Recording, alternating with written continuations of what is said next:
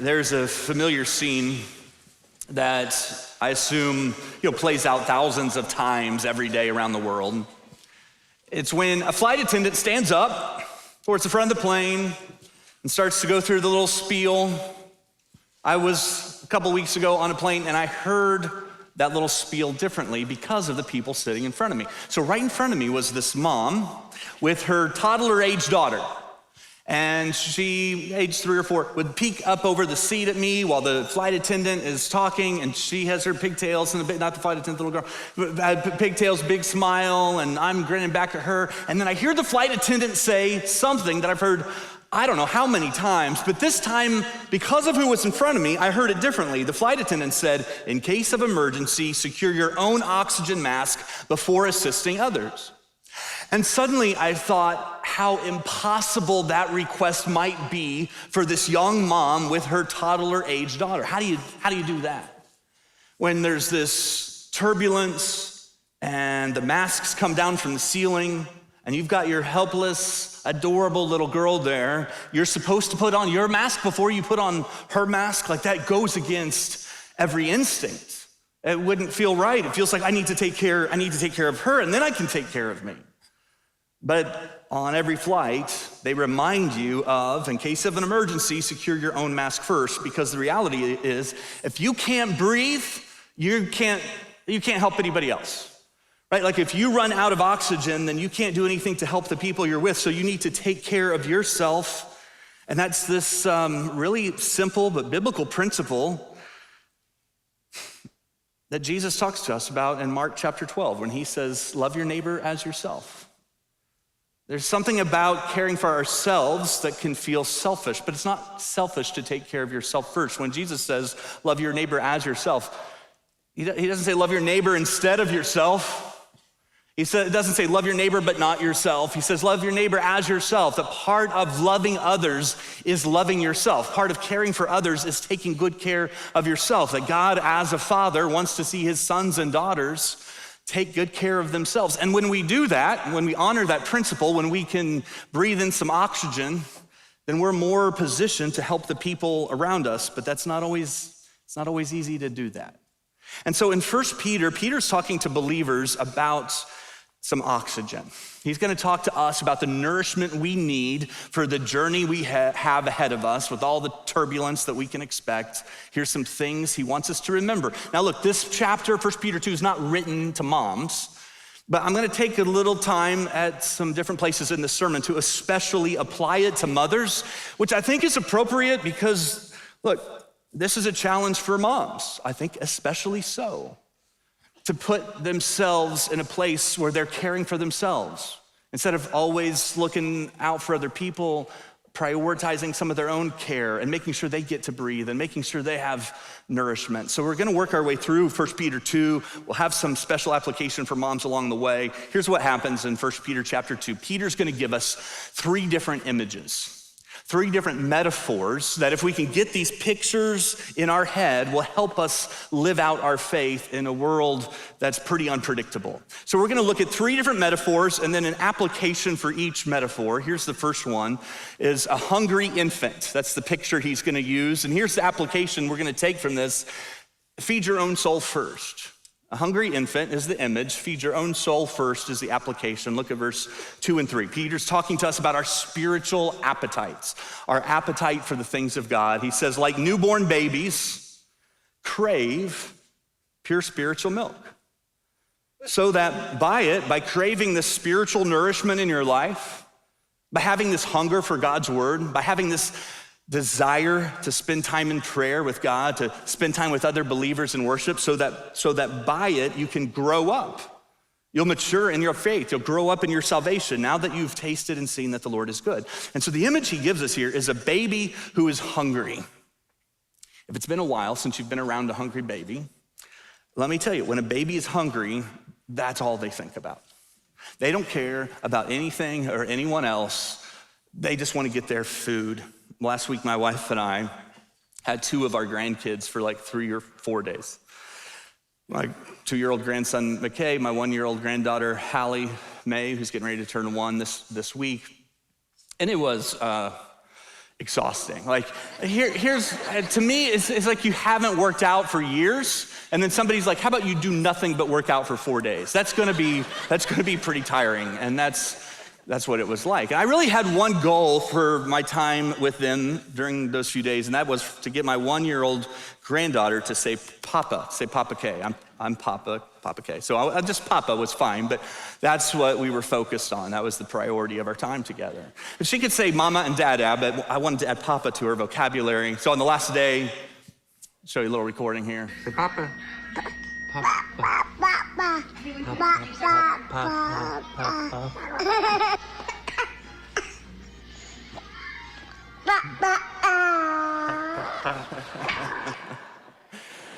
So that was my one goal. Yeah, I'm glad for her. That was my one goal. That and for her to survive. Those were kind of the two goals. And I was so happy that both of those things happened. When Hallie gets hungry, she's as sweet as she can be. When she gets hungry, Hallie gets hangry. And part of me understands why she can get hungry sometimes. Like some parents these days, like my daughter is so determined to feed such healthy foods to these kids. And I know that's hard to be critical of. Like I should be, and it sounds like a hard thing to be in a position against that, but hear me out. Like she sent them with something called dino nuggets, which if you don't know, you would assume those are chicken nuggets in the shape of dinosaurs, the kind of food kids should be eating.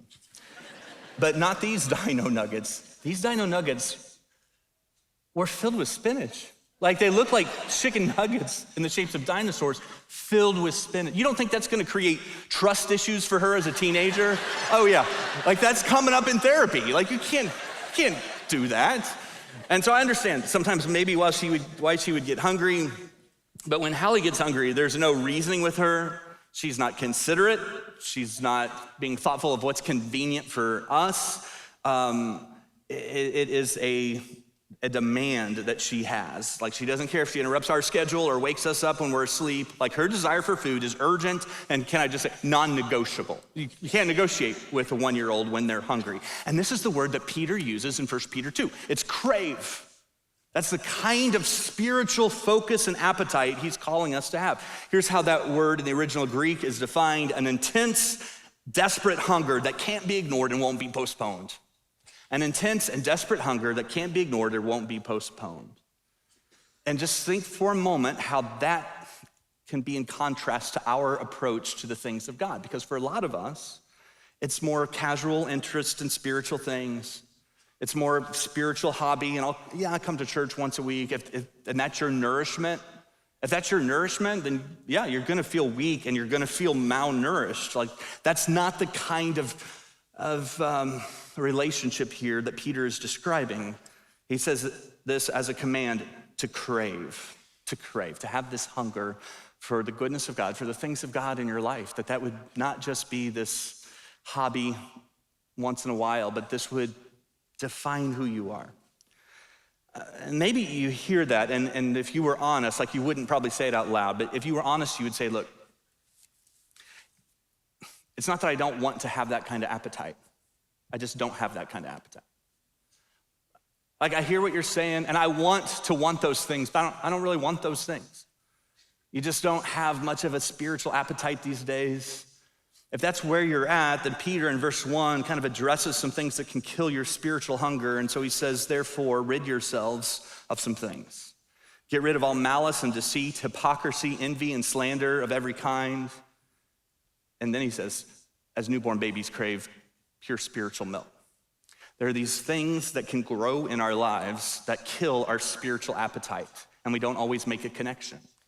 And so here are the things listed. He mentions malice, which is harboring bitterness and ill will towards someone. Hebrews warns us about the root of bitterness that can grow, and it affects everything. Bitterness, it affects everything.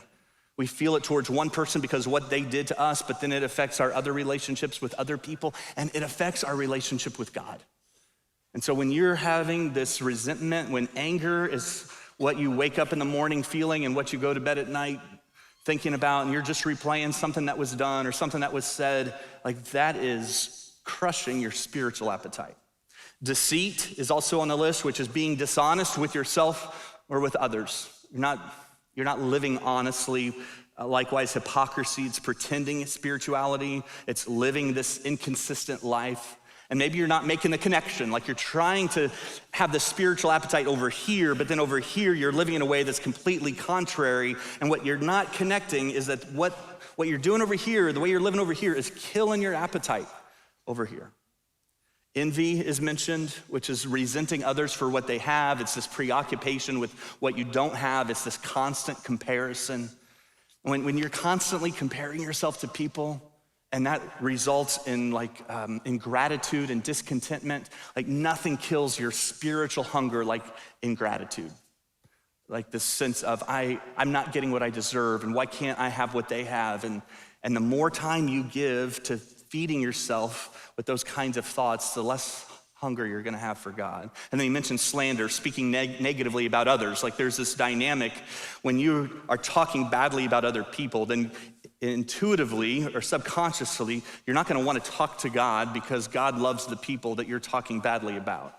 And so he gives us these things, and he says, look, maybe there's some areas here that you need to let go of. And if you did, you'd find that spiritual hunger that has somehow disappeared would return.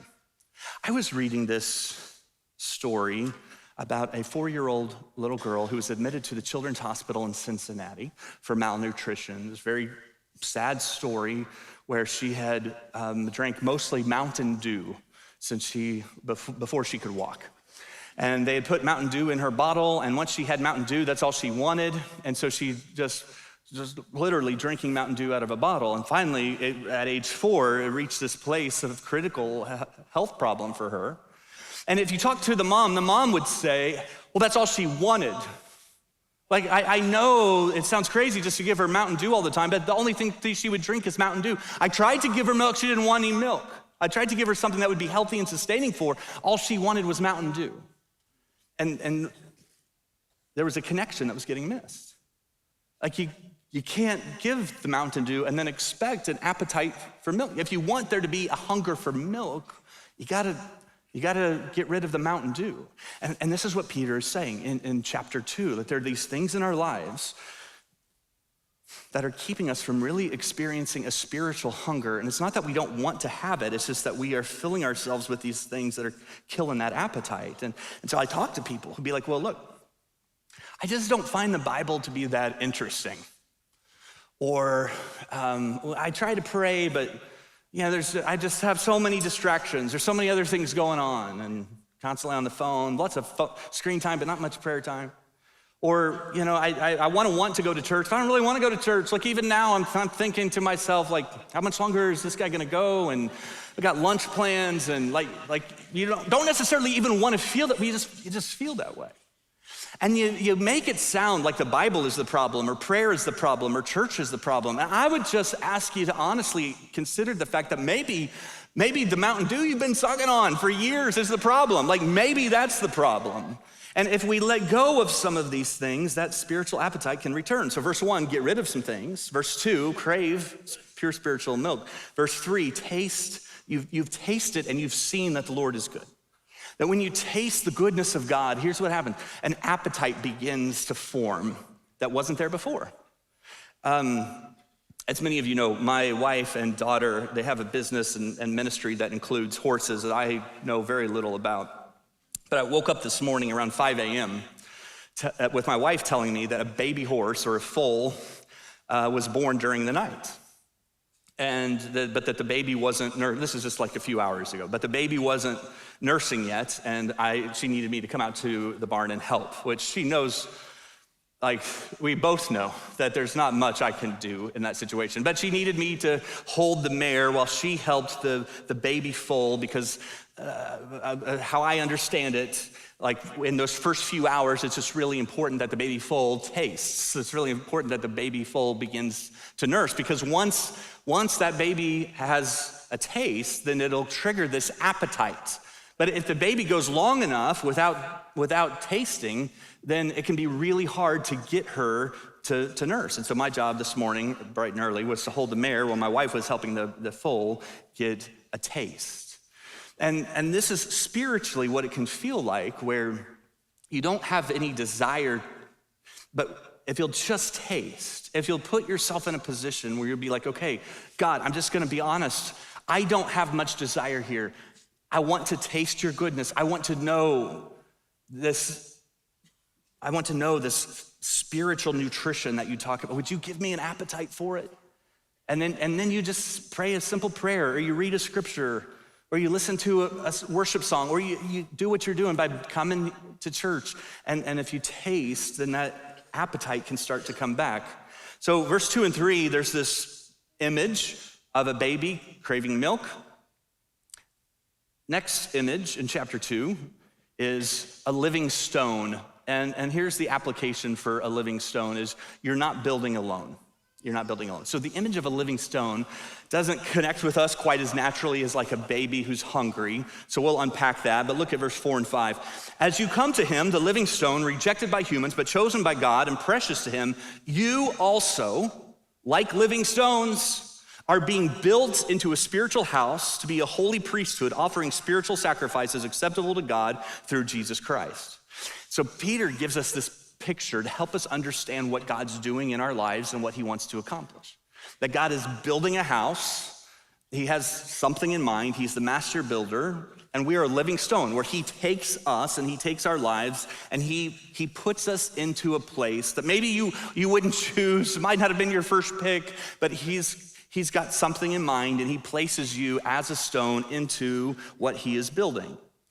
And in ancient structures, every stone was selected and shaped and positioned, and so many of those have stood the test of time. And so Peter says, this is who you are. You're a living stone. God is positioning you in the house that he is building.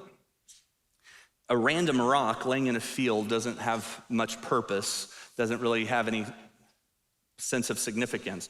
But that rock in the hands of a master builder, even though it might seem imperfect, that rock in the hands of a master builder can be placed in a strategic way that is exactly what that builder has in mind. And so the question is, how does God shape us as living stones? I was researching this week that stones were prepared and shaped to be used in ancient buildings through pressure and friction as a way to shape and smooth out the stone. And this is often the case, that we go through these challenges, we experience these pressures, and God shapes us in ways that we didn't really expect. And this room would be full of people who would say, oh, that's true for me. It's not that I wanted to go through this, it's not that I would have chosen it, but God used that to shape me in some ways that I can now see I needed, and that's how he used me. And so what if the difficult situation is actually a sacred invitation from God? That difficult situation that you don't want and you wouldn't choose, what if that difficult situation is a sacred invitation to submit yourself to the work God wants to do, to being dependent on him, to saying, okay, God, I want to be used how you want me to be used. I want your picture for my life to be who I am. Verse 6, Peter continues this metaphor. He quotes Isaiah. He says, see, I lay a stone in Zion, a chosen and precious cornerstone, and the one who trusts in that cornerstone won't be put to shame. If you put your trust in that cornerstone, you won't feel this weight of shame that you've been feeling. And he's talking here about Jesus. This is a messianic prophecy. He's saying Jesus is the cornerstone. Cornerstone was the cornerstone. It sat in the corner at the bottom, and then the house or the structure would be built around it. And so the cornerstone had two primary functions where it would hold up weight. It's a foundational stone, and then it would align the structure. It would hold things together. And so Peter says, like, this is Jesus. You're a living stone. He's the cornerstone. What gets us into all kinds of trouble is we mix our metaphors here. We get it wrong. We start to think of ourselves as the cornerstone instead of Jesus as the cornerstone. We think, oh, I've got to be the one to hold all this up. I've got to be the one to keep all these things together. It's all on me. And when you do that, you're saying to Jesus, you know what? I'll be the cornerstone. And you're meant to be a living stone. Jesus is the cornerstone. So let me just ask you a few questions to help diagnose if maybe your metaphor is cornerstone when it should be living stone. So just engage with these questions as you listen to them. When something goes wrong, do I automatically assume it's because I failed somewhere? Is your first response to something going wrong shame? That you hear about something going wrong and you find a way to make it your fault?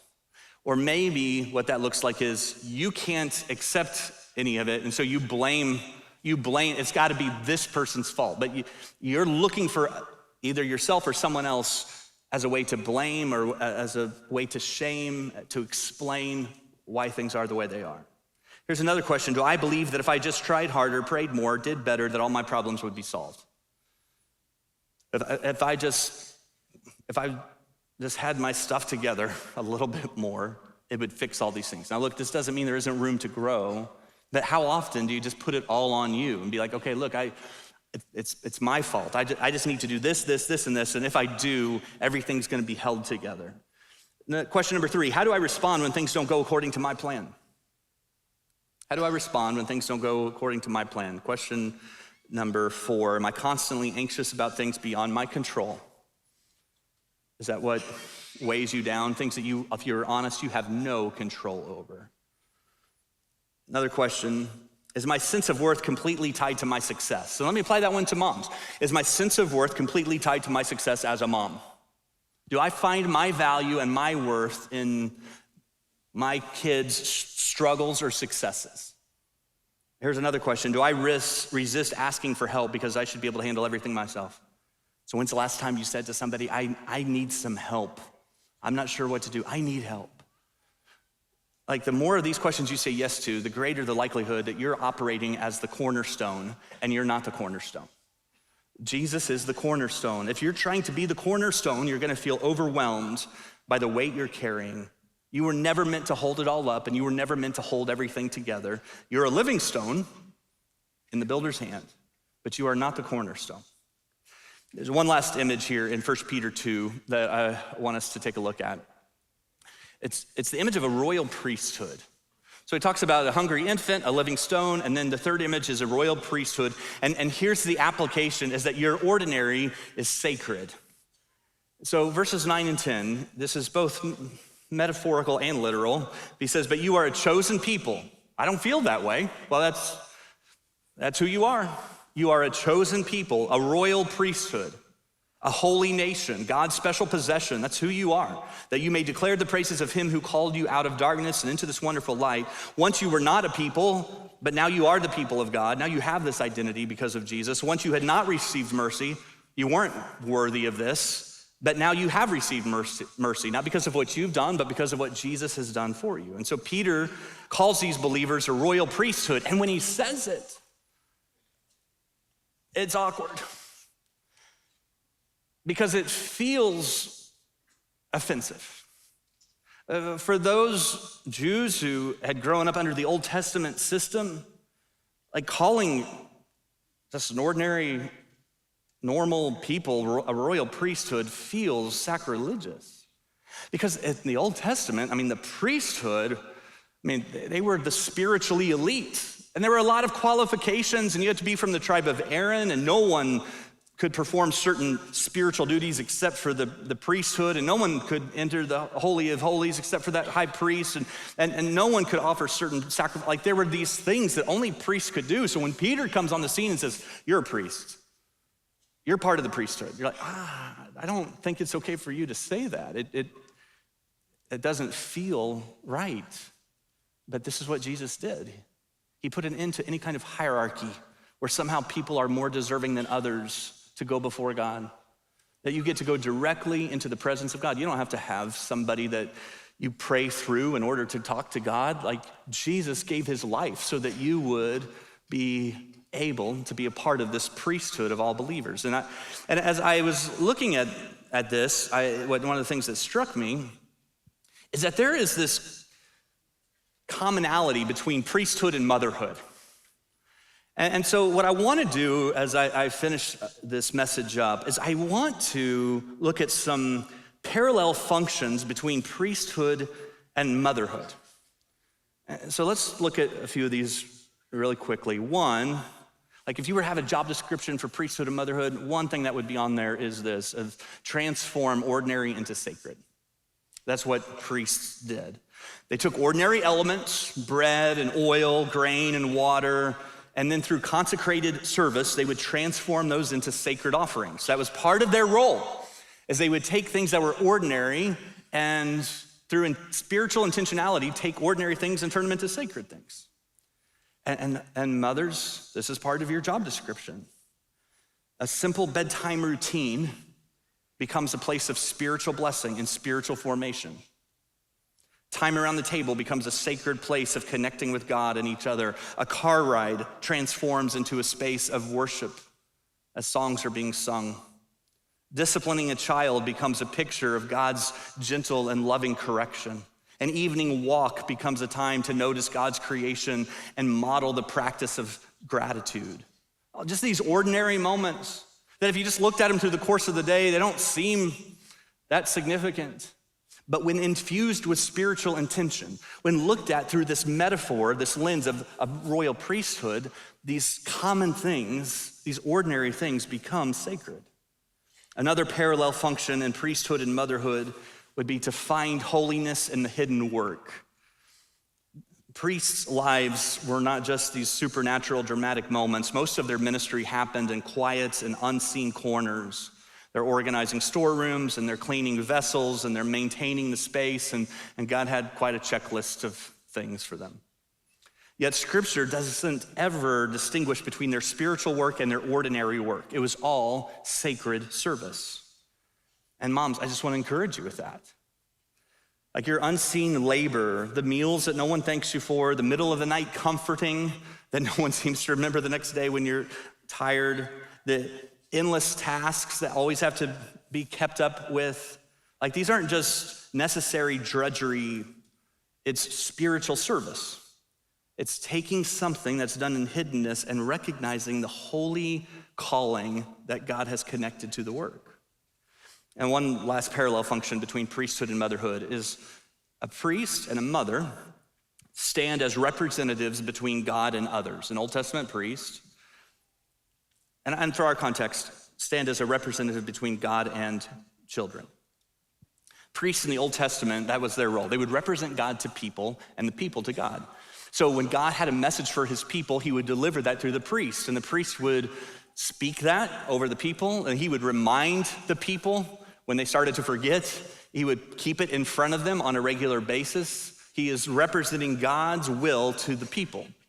And then they would do the same thing, representing the people to God. So when the people had these needs, when they had these fears or these concerns, the priest would then go to God and say, God, let me tell you what's happening in this house. God, we need your help over here. We need you to deliver here. God, we ask for your forgiveness here. And so the priest is going back and forth, representing God to people and representing people to God. And moms, you are literally serving in this priestly function. When you pray for your children, you're performing the priestly act of intercession. When you help your children understand God's character, you are interpreting for them divine truth. When you model forgiveness and grace, you're showing them God's heart. Like the first image of God that most children have is formed through your eyes and your touch and your voice. Like long before they will cognitively understand anything theologically, they will experience God through you. And so it's not just parenting, it's priesthood. And I just want you to think about how much that metaphor could change how you approach your daily life. That there's this sacred calling so that your kitchen, can you see it? Your kitchen isn't just a workplace. It is a holy and ancient temple. And your living room isn't just a relaxing place. It's a sacred ground where eternal souls are being formed. And your car isn't just transportation. It's a moving sanctuary where worship happens. And so mothers, on this Mother's Day, just receive the truth that you are not just managing a household. You are ministering to God's people. You are ministering in God's temple. Every ordinary moment holds sacred potential when you see yourself as the royal priesthood that God has declared you to be. Well, as I was on that flight, listening to the flight attendant and that little girl peeking up over the back seat, I noticed something else that was said when the oxygen mask speech was being given, something I hadn't paid much attention to in the past. The flight attendant said, oxygen will be flowing to the mask even if the bag doesn't inflate. In other words, if you put on that mask and it doesn't seem like anything is happening, don't take it off. If you put on that mask and it doesn't feel like it's having any impact, keep breathing. It doesn't seem like it doesn't feel like it, you can't see it in the moment, but oxygen is flowing, so you keep breathing it in. You keep breathing it in. And that's my encouragement to you spiritually today, that some of you are in a place where you had the mask on and you tried it and you feel like, well, it didn't work. I didn't see the impact I was wanting to see. I still felt tired and worn out and overwhelmed. And it just didn't seem to you that the oxygen was flowing. And I just want to challenge you to breathe in again the goodness of God, to try it again, to just keep breathing in, even if it seems like it's not having much impact moment to moment. Like when it feels like you're just going through the motions, when it feels like your spiritual disciplines aren't really having much impact, when your prayers, it seems, aren't being heard, when you're not getting fruit from the efforts you're putting in, oxygen is still flowing and you need to keep breathing it in. Not only do you need it, but people around you are counting on you. So tomorrow morning, before you rush to meet everyone else's needs, like before you check your phone, before you make breakfast, before you begin solving everyone else's problems, before you put together your task list for the day, breathe in God's presence. Breathe in God's goodness. Crave his word like a hungry infant.